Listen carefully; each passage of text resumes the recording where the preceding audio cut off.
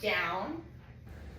What you see me doing here by giving her multiple treats back to back once and down is teaching her that when I ask her to down, I want her to kind of stay down. It's not an official stay by any means, but it isn't a just lay down real quick and immediately pop up, which is what she was doing in the very beginning. So here by giving her multiple treats, I'm teaching her that if she continues to do what is asked, more treats may be available. This is something you get to wean out of it pretty fast once they figure out the game. For crate training, one of the things that we did was play crate games. So what that looked like is what I'm doing right here. I would tell her to crate. When she's in, toss her a treat, and then I continue to reward her, much like a stay, or even what you saw me doing with down, and encouraging her that if she stays put, she can have more treats, and then using my release word free to let her out. If she comes out of the crate at any time, I'm just going to let it be. I'm going to tell her to go back in and see if she wants to go back in. Or like here, you see her step out a second. I just simply waited and she backed herself back in because she wanted those treats. So she understands the game. So you can just practice this every once in a while, every other day or so in the beginning, just to get this idea of like every time we go to the crate, I don't shut you in. Sometimes we're just going to play these fun games. A few other things we did for crate training. One was covering the crate. This just takes out any visuals that she may have of lights or anything like that. Also putting a sound machine on to drown out any noise in the house, creaks, noises outside, any of that, as well as giving her a treat every time she goes in the crate. So she just expects that that is part of the routine now. When I ask her to crate, she knows she's going to get a cookie, or we're going to be eating her meal. She's going to get a chew. Something good is going to come of being in the crate. Great. Good night. For come when called, we're going to say, Lily, come. And then as soon as she turns and looks at you, you're going to immediately mark Lily, yes come. And start praising her and encouraging her all the way to you. And then when she gets to you, she gets a treat. You can practice this by playing in the backyard, letting her explore, and then calling her, rewarding her, and then letting her go right back to playing so that she learns that every time we call, it is not an end to the game. Sometimes she gets to go right back. Other times we are going to end the fun and take her inside or whatever. It's important to practice at different times when she's playing, sniffing, just to build in her ability to do it in distractions. With distractions, another thing you can practice is doing this in the front yard on a long leash. So here I've got her on a 30-foot leash, letting her explore the front yard, and then doing the same thing, practicing calling her. When she gets really good at this, the next thing you can do is take her to a big green space at a park and play the same thing. This just helps build up for any kind of emergency situation. Nice job. Wait means stop and don't go any further. So essentially when we're saying wait, we're drawing an imaginary line and we're telling them they cannot go any further. They cannot cross this line unless we release them with their cue word free. Otherwise, she can sit, stand down, walk around. She can do anything else but cross that line. So this is really handy on stairs so that you don't have a dog tripping you as you go up and down the stairs. And then when you want her to follow with you, you just simply tell her free. And that means she is free to come with you and cross that line. If you did not want her to follow you, you would just not release her. And that imaginary line would stay drawn. You'll see this situation more so with things like the front door. So here we're practicing. I'm going to say wait, draw that line. She can sit, stand, lay down, walk around the house as long as she does not cross through that threshold of the door. So here I'm just practicing some duration, her being able to just hang out with that door wide open and not trying to dash out the door immediately. Then I'm going to come back in, close the door, and reward her. I don't have to release this because she's not getting to cross that line. A real situation that you might have where this would come up would be around packages at the front door. So here we're practicing wait. I'm going to step out, pick up a package, shut the door, and then reward her. Over time, you won't have to reward this with a treat, but right now I would continue to do so that we don't make trying to go out the door a fun thing. The next thing I really test her on is same thing. If you had a package, but let's say it was something heavier and you needed to step away to set it down before shutting the door, I want to know that I can turn my back away from the door and she's not going to immediately bolt out. You could also use this if you didn't want her to follow you into a room. Here I'm using it in the kitchen. I need to get something out of the oven, so I'm telling her to wait so she understands to stay back. Again, I don't care what else she does. She can go walk around, play, but I don't want her to step closer to me while I'm opening the oven. And lastly, here we are going out for a walk, so I'm going to tell her to wait, and when I'm ready, release her through the doors to go on our walk. Place means go there, lay there, and stay there until released. So her release word is going to be free, just like it was for wait. You're going to send her there and say place, wait for her to lay down, and then begin. In this training session, I'm focusing on building duration between reinforcement as well as distance and some small distractions. So what I've done is I've asked her to place, and then I'm going to walk around the room, which adds mild distraction, opening doors, doing different things, and then adding duration as well. And then I'm going to periodically come back and reward her for staying on the bed. When I come back and reward, I don't have to say place again, because that treat is just a reminder to her that she's doing a great job. If she gets up like she just did there, I didn't catch it right away, but you're going to see me when I notice. I'm just going to stop, come a little closer, and I don't say anything. I just wait for her to lay back down and then continue. If she were to get off all the way from the bed, I would have cued her back saying place, send her back and reset. If that happens, make sure you don't reward right away. Make her work for it a little bit before you reward her.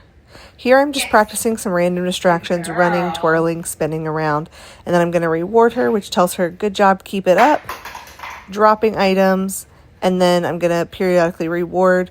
When I'm ready for her to get up, I'm going to cue free to release her. And again, if she gets up and I didn't release her, it's simply just sending her back, saying place, continuing on with what you were doing. Sometimes when practicing this, she is a little sensitive to spatial pressure. So if I did some of the things like the running or stomping too close to her, she would get up. Or if the item that I dropped was too close to her, she would get up to try to move away from that thing that kind of made her uncomfortable. So in that case, we're just going to practice more. We're going to start over. I'm going to send her back, and we're going to try again, but maybe with some distance away from the thing that made her a little uncomfortable. So here you can see I was doing the running and the jumping, and then when I came towards her, she was like, whoa, I don't know what's going on. That's a little strange. So I'm just going to send her back to place and then reward her so that she knows there's nothing to be worried about. You're going to see the same thing here with the dropping. It rolled towards her. She was a little unsure about that, made her a little nervous. So I'm going to send her back, reward her, and then we practiced again, but with some distance of me dropping the item farther away from her. Another way to practice is in real context where you may want her to place. So for me, this typically is around the kitchen while I'm either cooking or we're eating dinner. You have two things you can do. You can cue her to place if you think that you can get that reinforcement to her in a timely manner, which means that you're rewarding fairly often depending on where she's at in the learning process. Or what you can do, and what I've done here, is I didn't say anything. The beds are always there. She knows that if she goes to it, I will reward her. So while I'm cooking, I'm just periodically rewarding her. If she gets up, no big deal, because I didn't tell her she had to be there, so she doesn't need released from it. But if she continues to stay there, she will continue to get rewarded. If you do this often enough, in context where you want it, what you're going to find is that you don't even have to say anything to your dog. When they see you getting ready to do the thing, whether it's cooking or eating or whatever, that they start choosing to go to their bed because they know that it's a chance for reinforcement. If practicing this around cooking or eating, I typically use something like string cheese. One, because it makes it a really high value situation, and that makes this more likely to want to do this with me, but also because I don't want to touch freeze-dried beef liver treats and then touch my own food. So the cheese is something that's easy that I can use. I can get out a stick and set it on the counter. You can either pre-cut it up, or I just simply set it on the counter and tear pieces off as I go. You can see that even with the distraction of the other dog, who is moving around a lot more than Lily is, that she is holding on strong. She has gotten really good at this. She understands the duration, and that if she continues to do this, she will continue to get rewarded. So as much as possible, practice this in context where you would want her to choose place, and you will have a dog that this just becomes second nature to. You can see that even as we move into dinner time here, that she is holding her stay on her place really well. I'm periodically rewarding her just like when I was cooking, but even with the commotion of a toddler, she's doing really well. But you do see how she stands up when he gets close. That's just that spatial pressure I was talking about that she's very sensitive to. So he kind of steps into her space. So she stayed on her place but stood up. No big deal. Just let her be. I understand that that's something she's sensitive to, but we'll get better at the more things like that happen. But then she laid right back down and went right back to work as soon as he kind of gave her space.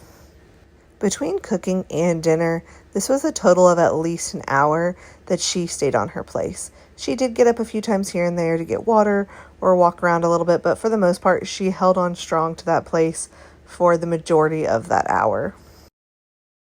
Leave it means back away from the thing you were going towards. So here we're practicing with treats, dropping multiple treats and cueing her to leave it. You can also practice this in the kitchen, pushing some off the counter or dropping things out of a bowl to mimic real life. You can also practice with other items such as paper towels or paper products. She loves shredding paper products, so that's a really good one to test her on. And then here's a real life leave it with some yucky stuff in the street. You're going to cue her, leave it, continue moving, and as soon as she does, reward her. Drop it means let go of the thing that's in your mouth. So I'm going to cue her to drop it and then toss some treats off the side so that I can pick up the item that she has while she goes to get her reward. Let's go. All right, so I am taking Miss Lily out on a walk, and we're just going to talk about what it means to loose leash walk with her. Yes, she is doing really great. So the main thing that we are focusing on is what I would label as rewarding good choices. So when she is walking next to us with a loose leash or slightly in front, but the leash is loose, yes, we're going to mark yes and reward her. So what we're doing with the rewarding good choices is we're telling her what we like for her to do. So instead of waiting for her to do the wrong thing and correcting it, we're actually catching her before she has a chance to do anything wrong. And when she's doing everything right, and then rewarding that.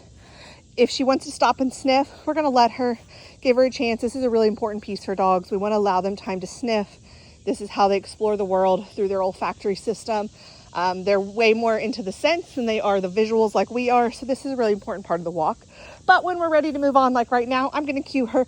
Let's go. And we're going to start walking. Yes. And then I'm going to reward her for listening and following along with me. Yes. Good girl. So in the beginning, we're going to reward 100% of good choices. Yes. That way, she starts making those choices more often. Yes. Because once we're rewarding 100% of the time, she's going to start offering those to us 100% of the time. Yes.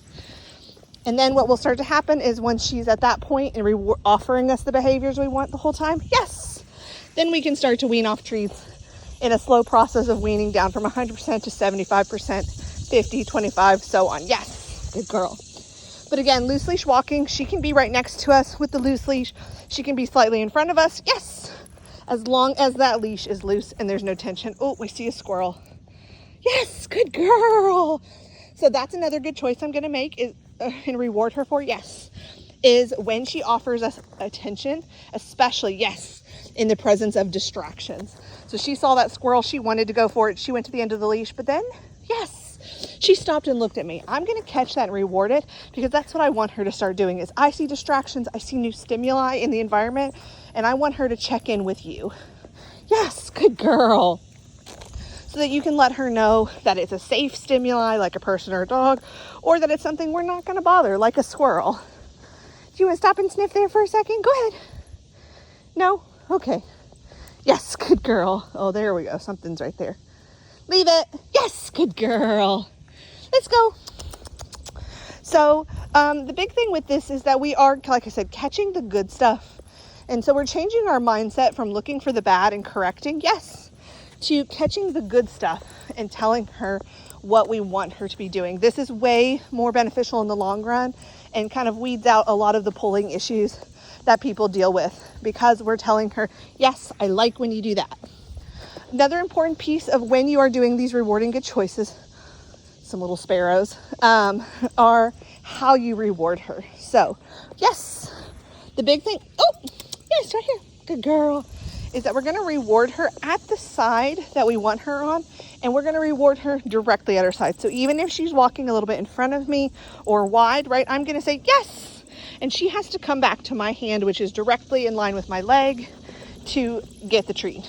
This helps her learn, yes, that all the good stuff happens right next to me, and that's going to encourage her to stay here more often. Yes, good girl.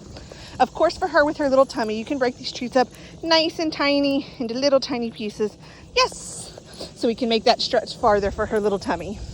It's important also that you're using the hand next to you and not crossing over your body with your other hand, because that is going to encourage her to come in front of you, because that's where the treats are being delivered versus directly at your side. Yes, good girl.